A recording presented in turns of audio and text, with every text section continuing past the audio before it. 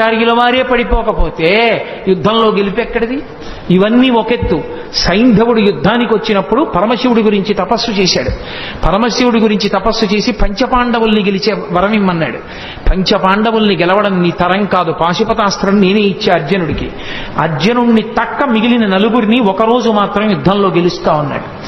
అర్జునుడు దూరంగా ఉండడం చూసి అభిమన్యు కుమారుడు పద్మవ్యూహంలోకి వెళ్తే సైంధవుడు నలుగురిని, ధర్మరాజు, భీముడు, నకులుడు, సహదేవుడిని నలుగురిని లోపలికి వెళ్లకుండా చూసి అభిమన్యుడు చచ్చిపోవడానికి కారణమయ్యాడు. అందుకనే సైంధవుడిలో అడ్డుపడ్డాడంటారు.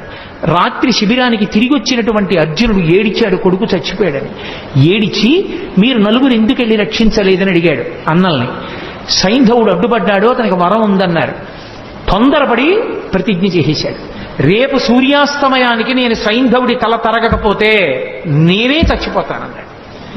అర్జునుడు బానే పడుకున్నాడు ఆ రాత్రి, కృష్ణుడు నిద్రపోలేదు.